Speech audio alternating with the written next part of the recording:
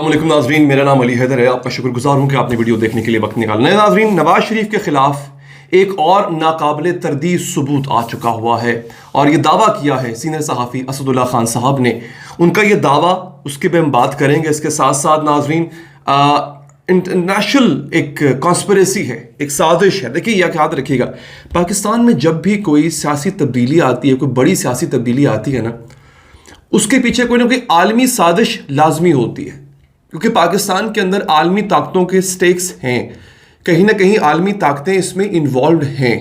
और यही वजह है शायद कि बहुत से लोग ये समझते हैं कि पाकिस्तान में होने वाली तब्दीली को कहीं और से उसके ताने बाने खींचे जा रहे होते हैं। अब ये असदुल्ला खान साहब का एक ट्वीट है, उनकी एक वीडियो है जिसका मैं जिक्र करूंगा।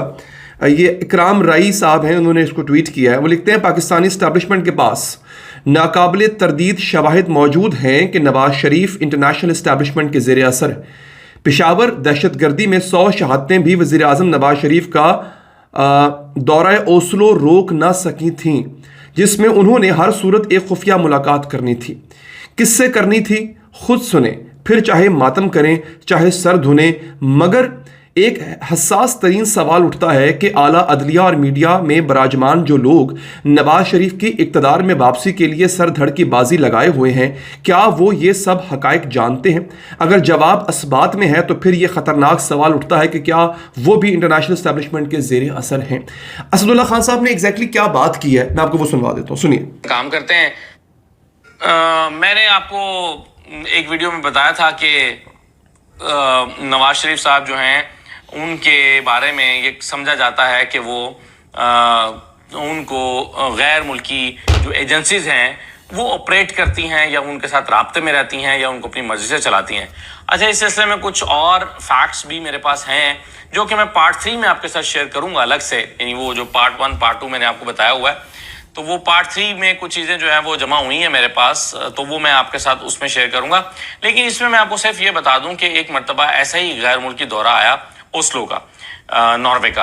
अच्छा, अब उसमें नवाज शरीफ साहब ने उस नॉर्वे का उन्होंने वो विजिट बना के, विजिट बनाना पड़ता है ना, आपने कहीं जाना हो तो आप कहते हैं यार एक विजिट तो बनाओ मेरा।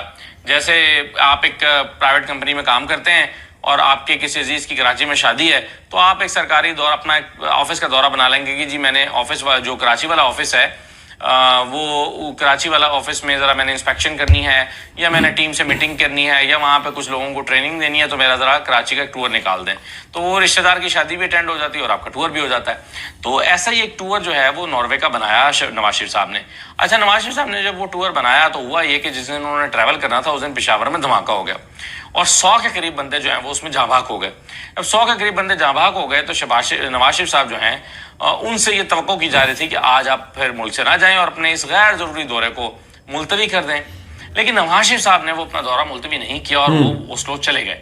जब वो चले गए तो उन पर खैर काफ़ी दिन तक अखबारात में तनकीद होती रही कि नवाज शरीफ साहब ने बड़ी बेरहमी और बेहिसी का मुजाहरा किया है कि यहाँ पर 100 बंदा मर गया, लेकिन वो अपने गैर ज़रूरी से फजूल से दौरे पर जो है वो नॉर्वे चले गए, गैर ज़रूरी। अच्छा, अब यहाँ तक तो चलें, ठीक है, आगे क्या होता है? नवाज शरीफ साहब जब नॉर्वे गए तो उन्होंने रेडिसन होटल में क़याम किया। जब उन्होंने रेडिसन एक अच्छा बड़ा होटल है और वैसे भी इंटरनेशनल चेन है, जानते हैं आप लोग कि रेडिसन एक बड़ी चेन है, इंटरनेशनल चेन है। वहाँ पर उन्होंने क़याम किया। जब वो वहाँ पर पहुँचे शाम को, तो उन्होंने अपने स्टाफ से कहा कि जाओ तुम लोग ओस्लो देखो, घूमो फिरो, नॉर्वे को एंजॉय करो और मैं आराम करना चाहता हूँ। तो स्टाफ बाहर चला गया।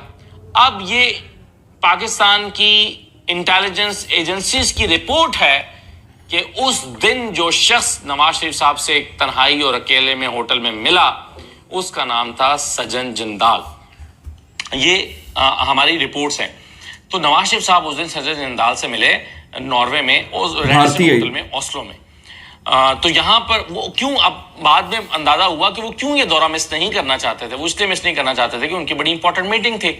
और मैं सजन जिंदाल के बारे में आपको बता चुका हूँ कि वो सिर्फ बिजनेसमैन नहीं है, उसके बारे में पाकिस्तानी एजेंसीज को यकीन है कि वो रोको ऑपरेटर है और बिजनेसमैन के रूप में, ज़ाहिर है बिजनेसमैन भी है, लेकिन यानी सजन जिंदाल से ये असदुल्ला खान साहब दावा कर रहे हैं कि सजन जिंदाल से इनकी मुलाकात होती है नवाज शरीफ की। अब देखिए, सूरत हाल यहाँ पे ये नाजरीन कि मियाँ नवाज शरीफ का अक़वाम मुत्तहिदा में कश्मीर के ऊपर आवाज़ न उठाना, मियाँ नवाज शरीफ का एक टेलीफोन कॉल पे मोदी का उनकी बेटी की शादी थी या क्या था, निकाह था गलिबन, उसमें अचानक आ जाना और एन मौके पे पाकिस्तान के वीज़े पूरी की पूरी टीम को दिया जाना, ये क्या था? फिर सज्जन जिंदाल का साथ आना मोदी के, और फिर मरी के पहाड़ों में मुलाकातें करना, ये सब ये उस जमाने में हुआ करता था।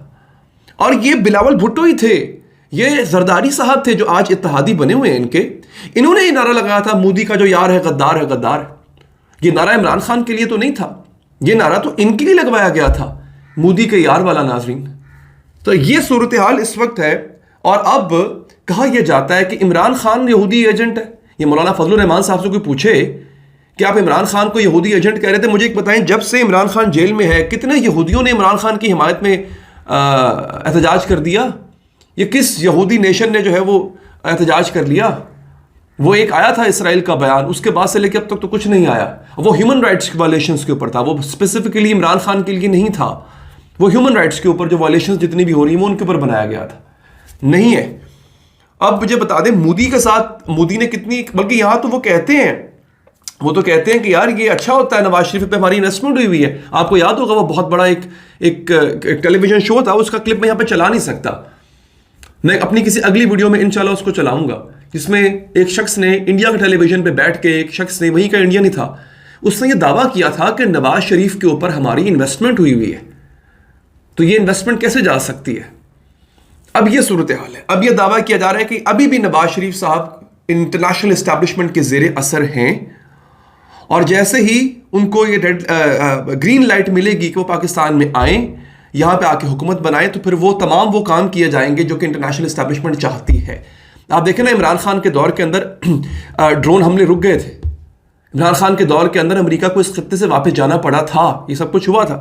लेकिन इनके दौर में क्या होता था? ड्रोन हमले भी हो रहे होते थे, गैर मुल्की अफवाज तक यहाँ पे ऑपरेशन करके चली जाती होती थी।